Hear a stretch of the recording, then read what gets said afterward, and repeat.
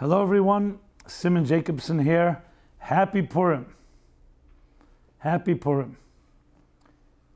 We are now literally entered the great holiday of Purim, which is known for its exuberant joy.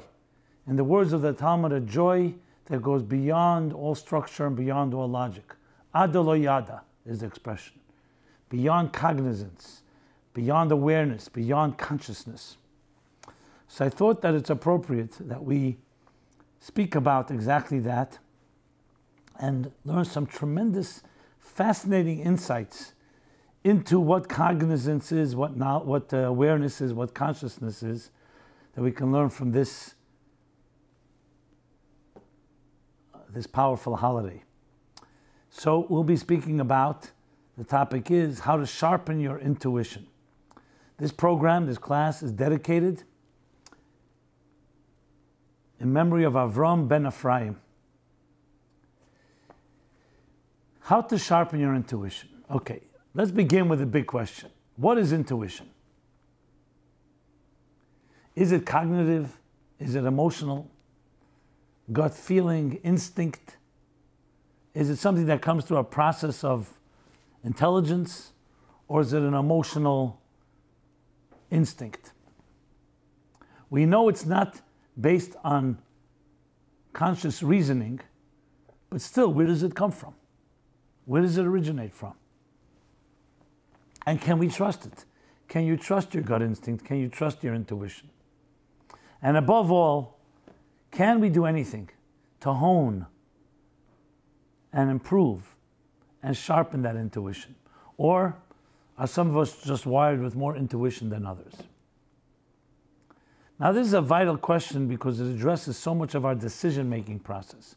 We know that whenever there's a decision to be made, then you have to at times apply your mind, your research, you do your due diligence, discovery, to see whether the options and to see whether it's worth engaging, worth involving, worth investing in a particular entity or not, particular time and energy and commitment or not. We also rely on our emotions, our feelings. But feelings can be subjective, so we try to combine reflecting with our minds, which means objectively, dispassionately analyzing and processing without any conclusions. And then we allow our emotions in to give us a sense. Do I feel that this is the right thing? Am I attracted to it? Am I repelled by it? So where does intuition fit into this? Is that an emotion, part of the emotional part of it? Or is intuition really something deeper from the subconscious that you just can't put your finger on as you would in the conscious reasoning, but it's lying somewhere embedded in the back of your mind? And that's informing you as well. So that's what we want to address. So really what we need to do is explore and probe the inner workings of consciousness itself, the inner recesses, the deeper recesses of the mind and beyond. So I've talked about this topic from different angles in the past, but I'm going to sum it up this way. Long before Freud and long before modern psychology, the concept of a conscious versus an unconscious or subconscious is discussed at length in Kabbalistic texts. But I'm going to use not the word subconscious or unconscious, but rather the word supra-conscious. And the reason is very simple. Because consciousness is what is revealed, what we're aware of. When you say sub, it sounds like beneath, like a subterranean state, underneath the consciousness. Unconscious can also be a non-conscious state. But supraconscious implies directly and implicitly that you're talking about a suprastate, not a substate, a suprastate. And that's very significant because do we start with consciousness and then we travel into the basement, into the subconscious or the non-conscious, or does it begin the process in the supraconscious state and then it enters the regular conscious state, which is what we're aware of? And of course, the latter is correct. So superconscious is a far better word. Another point is the unconscious or the subconscious in modern psychology is often associated with, especially in Freudian psychology, with the id, with the libido, with these untamed forces of pleasure, principle, sexuality, of the raw core person that's not, well, before it's regulated by ego and superego. So it has also that implication as well as being sub, meaning it's like hidden, it's like almost something that we don't even want to look at, it's ugly. Whereas superconscious is the exact opposite. Supra state, a state beyond conscious that then seeps into the consciousness. And let's analyze how that works exactly. And this is taken straight from, based on texts of the Zohar, which is the classic book of Jewish mysticism, as explained by the Arizal, who's a great mystic, one of the greatest mystics, maybe the greatest in the 16th century, and elaborated upon in the discourses of the Chabad Hasidic discourses that make it more palatable and explain it in more rational terms. This is an example that I use. It's not written exactly, but I think it captures it well. Let's think of a faucet, a water faucet in your sink. The water faucet is a regulator, right? It regulates the flow of water. When the faucet is closed, nothing is flowing. That doesn't mean there's no water. There is water. There's water in the pipes. There's water in the pipes going into the house, under your sink. The pipes that are connected to that, the larger arteries, all the way to the water main to the street, which in turn connects to the reservoirs that gather water, that pump water to all the different arteries and different veins and network of the water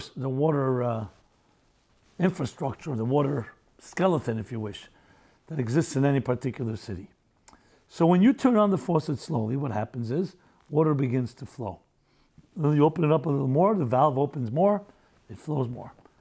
If the faucet breaks, for example, you have a leak. And it could be more than a leak, it can actually flood. That's a good example, not a perfect example, but a good example to understand how the superconscious interacts with the conscious. The conscious mind is a faucet. It's regulated, and the flow of ideas comes in drop by drop. If we had a rush of ideas without any control, without any regulation, it would drive us mad. So when you have drops, it's a drop. That's why you have like a flash of an idea. It's like a flash, a drop. Literally like that, like a flash. Where's that flash coming from? Where's that drop coming from? From a large body. Sometimes some call the collective unconscious, the collective conscious, the collective unconscious. We'll call it the collective superconscious. So it's a superconscious state. The word used for it in the Kabbalistic texts is moiche or chochmas timah, the hidden wisdom, the hidden intelligence. Meaning it's hidden on the other side of the curtain. We only see the drop, or we recognize and perceive when an idea falls into our minds, we perceive that the drop, but we don't see where the drop is coming from. All we can say is, where did that come from? And we recognize there must be something behind the curtain. So you have Chachma Geluya, which is revealed consciousness, and you have Chachma Stima, concealed consciousness. Concealed here really is not just concealed, it's actually supra, beyond consciousness. In that level itself of the superconscious, there's two states. One, that is closer to the conscious. It's just concealed, meaning it's right before it's about to be revealed. So just a matter of time or a matter of effort.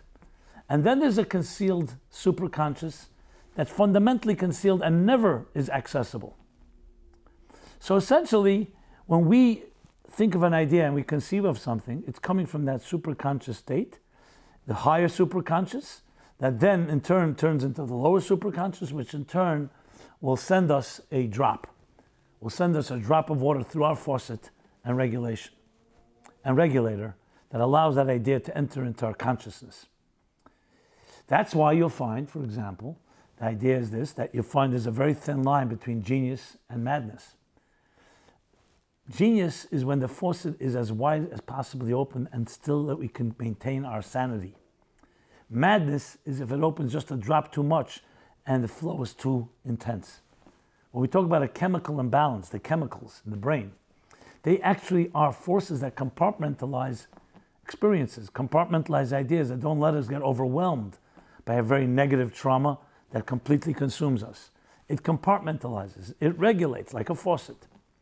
So if the faucet is a very narrow one, so the ideas flow in a narrow way. But a genius is on the border of madness. So actually madness, in a way, is closer to reality than is sanity. Sanity is controlled reality, basically, regulated reality, so we can contain it and not be blown away and not be overwhelmed and completely suffocated, completely submerged and flooded by its truths. That's why when someone says, I want the full truth, the whole truth, and nothing but the truth, truth has to be packaged because it's very difficult to just have the naked truth. Sometimes it's too overwhelming. Now, package doesn't mean manipulated and it doesn't mean distorted or diluted. It just means it has to come piecemeal. Think again of the faucet. Think of raindrops. If the rain would come down in floods, it would drown. In floods, it would flood the fields and destroy them just as much as a drought would. The beauty of rain is that it's rain, but it comes down in drops, so it can be slowly absorbed by the earth until the next drop comes. So it's paced properly. In love and relationships and communication, the same is true. You may have great ideas to share, but if they flow so quickly that the container, meaning the recipient, the student, the teacher, the student, is unable to contain it, then you have yourself a problem. That's why we need to then regulate and make sure that the process is properly balanced. That's the key to all communication. And the same thing with love.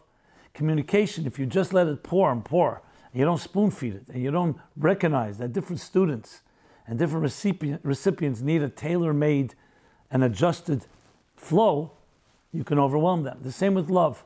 We can suffocate people and drown them in love because it's love on our terms, not on the recipient's terms.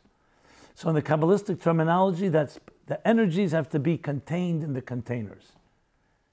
You pour a pitcher of water slowly into a cup. You don't just pour it because it may not only won't fill the cup will be completely empty because it'll overwhelm the entire container. So this flow of supra-consciousness to consciousness needs to be regulated. And that regulation includes a concealment that we are not in touch directly with what is going on behind the curtain. But it's still always sitting there because that's where all consciousness comes from. So with that in mind, then let's talk about the conscious now and the superconscious. So conscious understanding of things, as I said, conscious reasoning, is when you sit down, you use your mind, you analyze, you process, you try to figure out how something functions, something works, and you do as much due diligence as you need. Where's the mind accessing? The mind is really accessing superconscious energy or superconscious intelligence, but as I said, it has to flow step by step, drop by drop. Then there's the next step. After you process intelligently, you say, okay, now in a healthy process, I objectively researched this. I objectively have come to the conclusion this is good. And now you let your emotions come into play. And the emotions, the heart, says, you know something? I'm listening to what my reflective mind is telling me. I'm not just acting impulsively, which is the nature of emotions. The impulses are now being guided and directed like a captain of a ship is guiding the ship and the experience. Now the emotions feel comfortable to now experience it. Because remember, in the mind, it's a process. It's a computer. It's a machine. The emotions experience. So here you have it. The superconscious is behind the scenes, the two levels I spoke about. The one that is completely, always remains concealed. And the next level is the one that is just concealed from the conscious. Then the conscious leads to an emotional experience where you experience it to the fullest sense. You love it, you bond with it, you connect with it, you commit to it. That's the healthy process. Just as an example, going back to the two levels of superconscious, one classic example given in the Hasidic discourses is the difference between a Flintstone and a hot coal. Both of them have the power to light and ignite a fire. What's the difference? A hot coal, a white hot coal, you may not know there's fire there because it's not obvious. It's inside the coal. But if you fan it, or God forbid you touch it, you know very well there's fire. And you take that hot coal, put it into water, it will extinguish the coal. A Flintstone, you can put it into water and it won't affect it. You can fan it, you can touch it, no fire. But if you strike it with exertion, with effort, that's when you get a spark out of it. So that is called a concealment that it's concealed in a state that does not yet have substantial existence. And the flame within the hot coal is considered the super-conscious that is just concealed from the revealed state.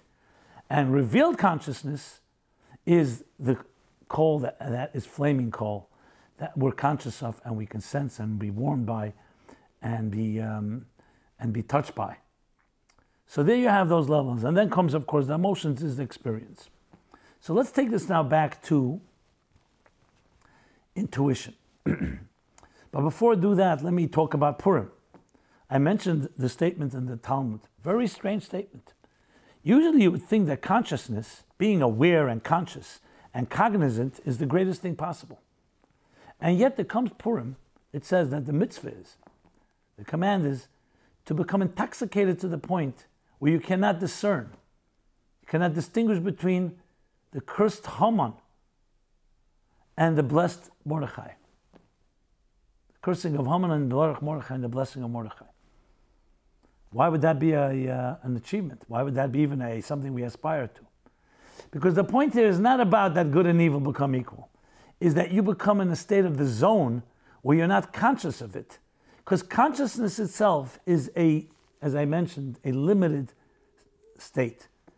There's a subject and there's an object. The person is understanding an idea. You and the idea are not the same. But when you become so connected with something, the subject and object melt into each other, that's what's called being in the zone. Athletes talk about it, writers talk about it, musicians talk about it, everyone talks about it. You can't always assure yourself to be in the zone, but when you are, you cease sensing that you're there. You're not even conscious of your consciousness. It just flows.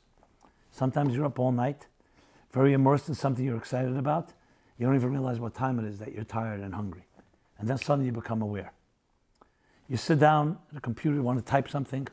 I speak from experience. You're writing, it's difficult. So then there comes that flow. So it opens up. And you don't even feel your fingers, you're just typing. The flow of consciousness is coming through you. That is essentially super-consciousness speaking to consciousness and not allowing the self-consciousness to take hold. Because as soon as you're aware of it, you're already out of that magic. You're out of that magical zone. So when you talk about adelo yada, yada meaning consciousness, awareness, cognizant. Yes, that's important to be, because you don't want to be unconscious, and you don't want to be ignorant, and you don't want to be in confused state. But that is lower than consciousness. We're talking about, however, what about if you want to reach your consciousness should elevate to a state of super-conscious? That's Purim. Now, why Purim? Because Purim was a transformation from darkness to light. It was a day where total genocide almost took place. Total. There was 127 nations in the empire, the Persian Empire of Ahasuerus, and Haman, like Hitler, wanted to destroy them all. And he actually had the decree that every Jew, man, woman, and child would be destroyed. And it was reversed. The power of reversal, the power of transformation, allows us to access states of superconsciousness. That's the story. Let's go back to the analogy I gave. When you have a coal, when you have a flame, an obvious flame, it's powerful. A flame gives off warmth and heat and illuminates, but to a certain extent. When a flame is able to access so-called the hidden flame within the coal, it's even more powerful. When it's able to access the superconscious state, like within the Flintstone, it's accessing a certain type of infinity, a never-ending, incessant form of superconsciousness. But there, the only way to get there is through striking the stone. There has to be some type of shock, some type of trauma That trauma brings out the best. It could also bring out the worst. Purim was traumatic. It wasn't just another day. It was really serious. And they were at the brink of the abyss. But that transformation, once it transformed, what happened? It drew down from the deepest levels to the point that it's compared, Yom Kippur is compared to Purim. Yom Kippurim. Kippurim means like Purim, says the Tikkunei Zohar. Tikkunei Zohar is an addendum to the Zohar. Like Purim. Why? Because Yom Kippur is also a day like that you go beyond rational. Like angels, we would go beyond the human. And Purim is even greater in a sense because Purim we do that even with a meal. And Yom Kippur it's only through abstaining and refraining from material involvement, including meals and eating and drinking and so on. So without going into the details, Purim comes from Goyrel. The word Pur, as we read in the Megillah tonight and tomorrow, Pur in Persian, ancient Persian means Goyrel, which means lots. Because Haman threw lots to determine what day he would choose for the total genocide, God forbid. So why would you call a holiday by the name of lots? Just because Haman threw lots? You can call it so many other names. Because lots captures the essence of super-consciousness. When you throw a lot, it's not rational. It's not you sit down and reasonable to say, I'm designating what day is the best day that I'm going to accomplish something. In this case, unfortunately, accomplish something horrible. Here he threw lots because he wanted to access a state that was higher than conscious. And when it fell in the month of Adar, he was elated, Haman, because he knew that was the month when Moses passed away. So he felt it was his lucky day. He threw lots. It could have been any month, and it came out the month of Moses' death, Moses' passing. A bad omen for the Jews. But he didn't know that it was also the month and the same day that Moses was born. So lots represent a type of super-conscious experience. It could be in very negative ways, where you say, you know what? I don't just want to destroy them. I want to access levels that are even beyond consciousness, because Haman was not a fool. He knew the Jewish people were protected. He knew what happened to Pharaoh. He knew what happened to those that preceded him in trying to destroy Jews. They were not successful. So he wanted to access that higher level, as the Kabbalists put it. It's called the makif, the transcendent level of energy, not immanent energy, which we can access through conscious, reasonable methodology and strategy. He wanted to access that power, which is also why he built a gallows of 50 amas, 50 cubits. 50 is like the 50 gates of understanding. The 50th gate is super-conscious. As the Talmud says, 50 gates were given to the world, but only 49 are accessible. And Moses, even Moses cannot reach the 50th until when he passed away and he went up on the mountain of Voi, which in Hebrew is Nun Beis Vov, meaning 50 within it. He gained the 50th gate. So he built a gallows for Mordechai, 50 cubits, because Haman was a sorcerer. He understood mysticism and he understood the power, and he wanted to use it for the most, for his most evil plans and most evil plot, most salacious ways. And then it was reversed. And when it was reversed, everything, that 50 cubits became the gallows of Haman. That girdle, that super-conscious state became the power that transformed, and transformation that transforms darkness to light is much greater than regular light. It's greater than conscious light. It's super-conscious light. Super-conscious states, and hence Pur, the state of the lot.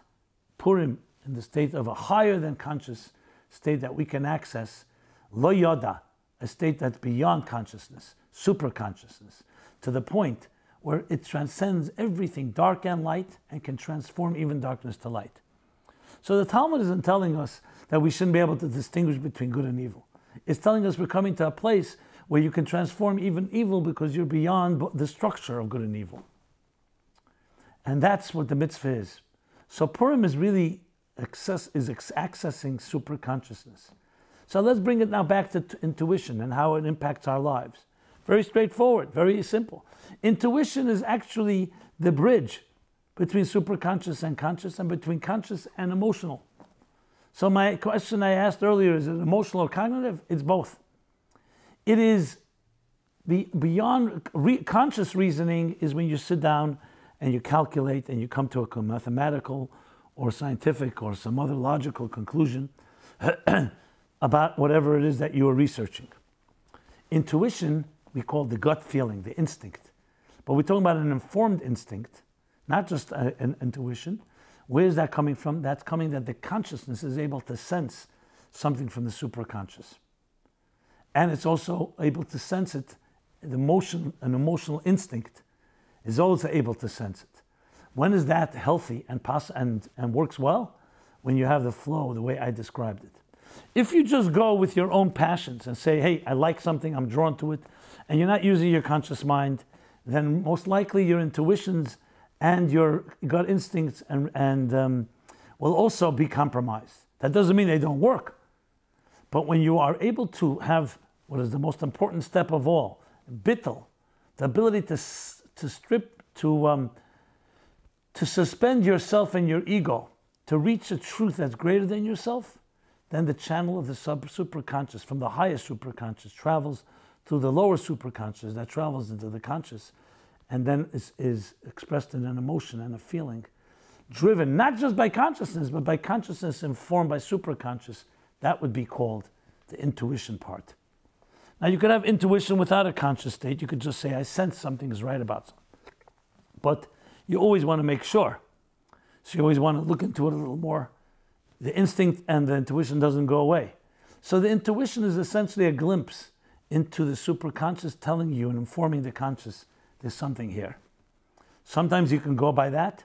Sometimes you need to check it, all depending how evolved you are, which is what we're going to speak about now. Because now the question is, well, can we do anything to sharpen and hone our intuition? And based on this, absolutely. Absolutely. But it requires this type of what I said, this type of bittul. If you're going to say, you know what, just give me 3, 4, 5 steps how to hone my intuition so I should be more intuitive. If it's ego-driven or it's just success-driven, it's not going to work.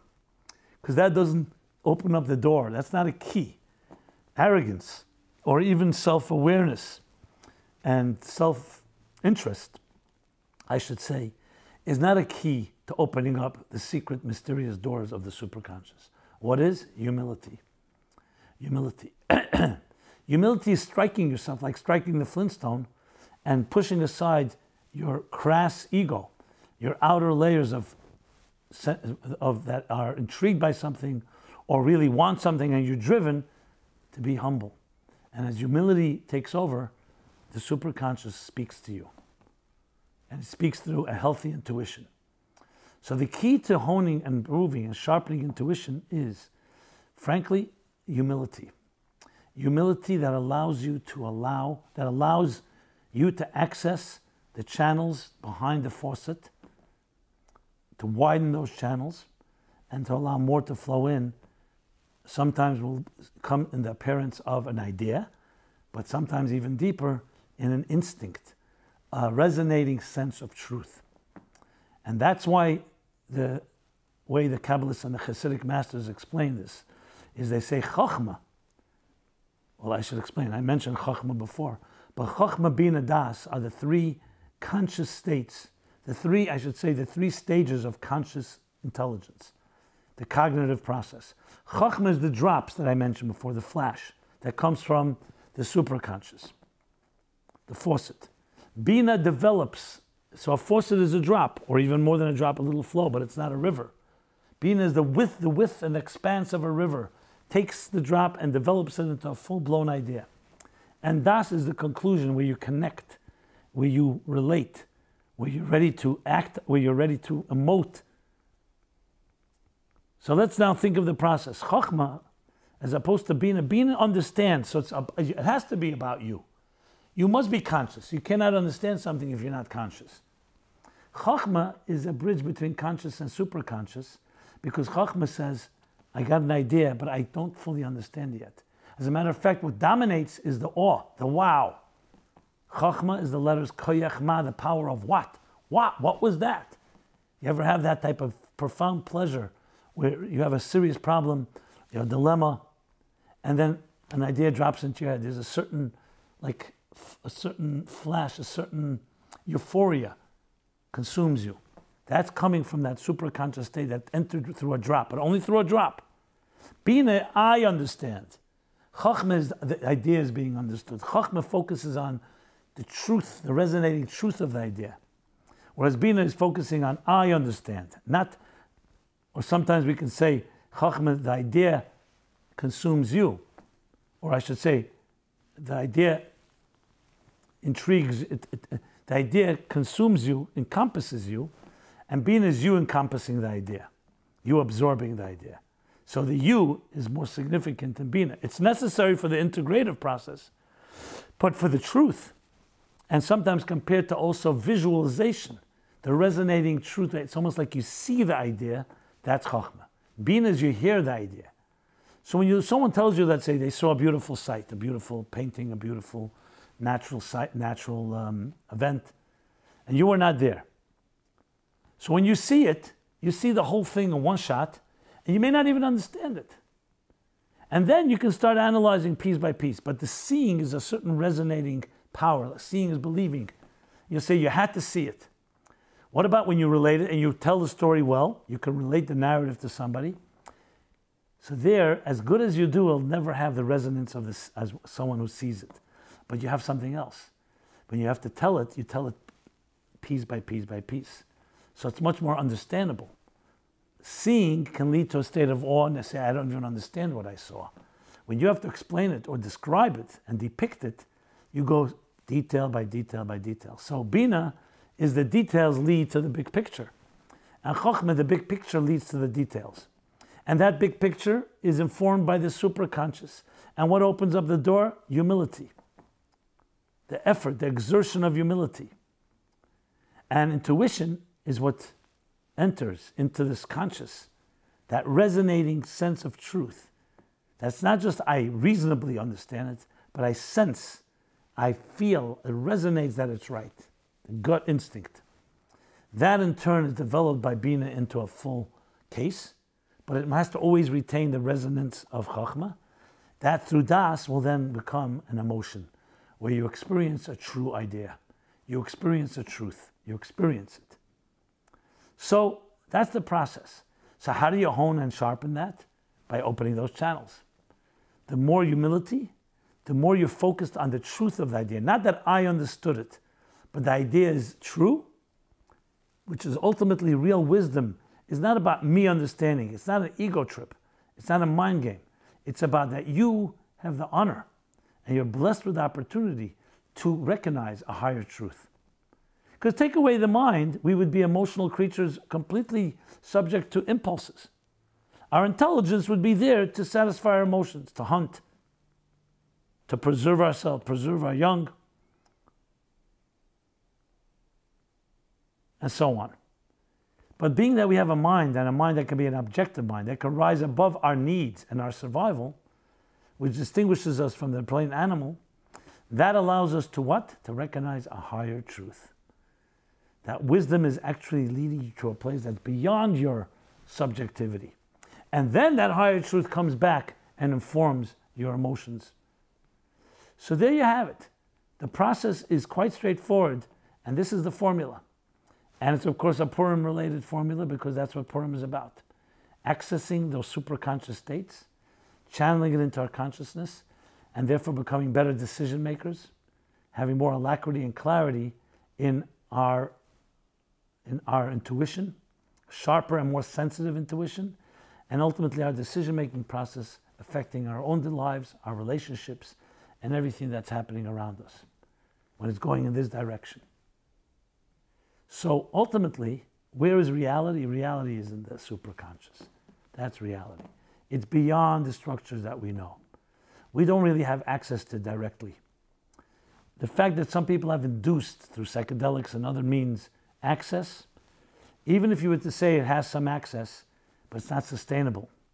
That's why it's so difficult to be grounded after that. The sustainable way is when you know how to access it naturally, and naturally through humility, through recognizing and wanting to be a channel for a higher truth. And when you are able to do that, then the flow begins to,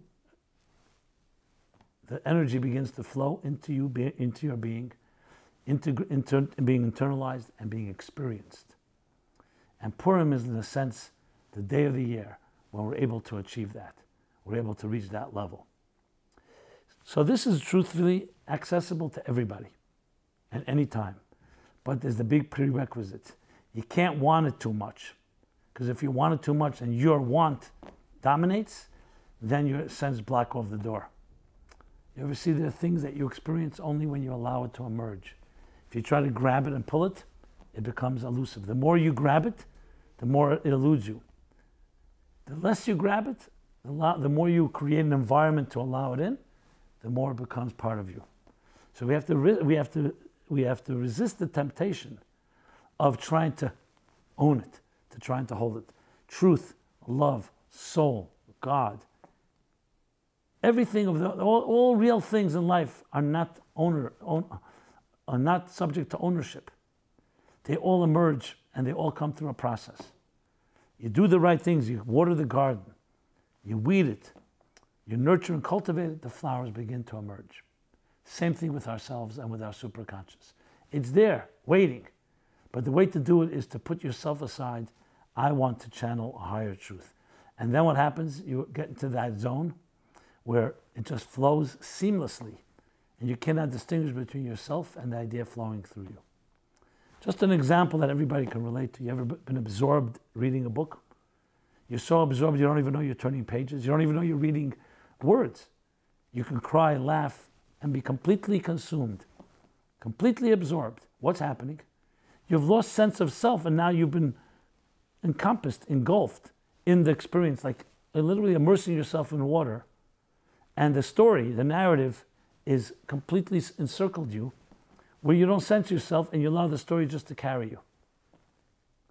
That's why we find the expression in the book of Isaiah that in the future, the world will be filled with divine knowledge as the waters cover the sea. Okay, filled with divine knowledge is beautiful. What's the emphasis on waters cover the sea? Because that's what happens in water. A fish in water is a fish, it's a creature. However, it's a creature that's completely submerged in its source, in its root, in its source of life, its life source. It does never know, it never feels that it's separate from its life source. We on land can convince ourselves we're separate, that we're independent entities. But we are all truly submerged in a higher truth, except we don't see it. We only see what's on this side of the faucet, not on that side of the curtain. We want to see it, we want to access it, so what you have to do is get yourself out of the way. You move yourself out of the way. Purim, lo yada. You move your knowledge and intelligence and all your methodologies and strategies and all your machinations and manipulations and everything you use to maneuver, all your maneuvering. Then what happens?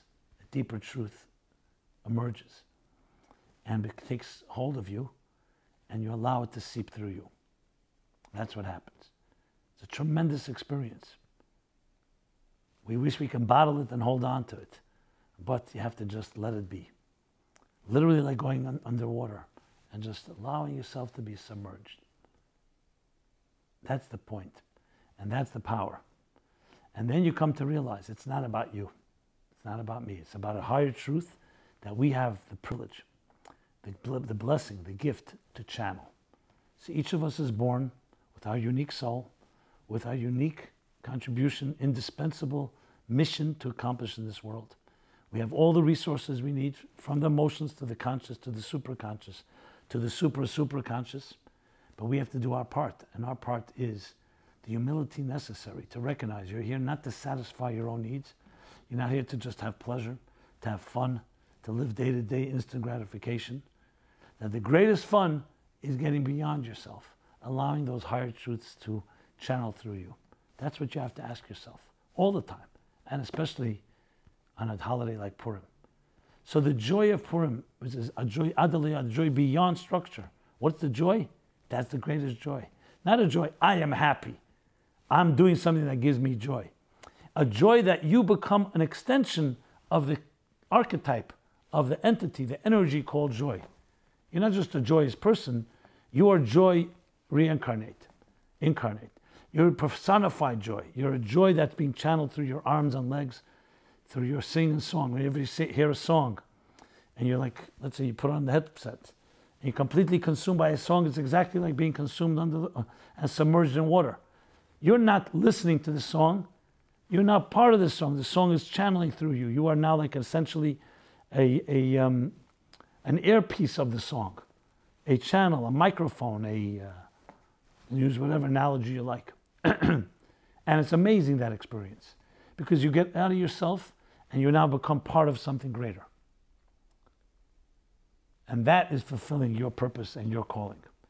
And yes, the more you do that, the more you hone and sharpen your intuition and your higher states of supra-consciousness, to the point that it becomes part of your reality, day-to-day reality. Yes, your conscious state is informed by it, your sharper consciousness, sharper emotions, more accurate, more truthful, and more what you need, not what you think you need. More giving you a fulfilling life of realizing your deepest purpose. And everyone should have only revealed joy in everything you do. God should bless you. And we're here every Wednesday at 8:30. And of course, it's archived.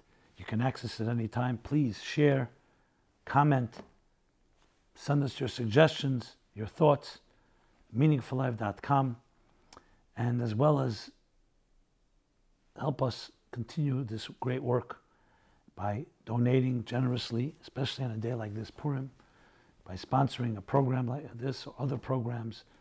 And you just simply go to meaningfullife.com/donate or meaningfullife.com/sponsorship.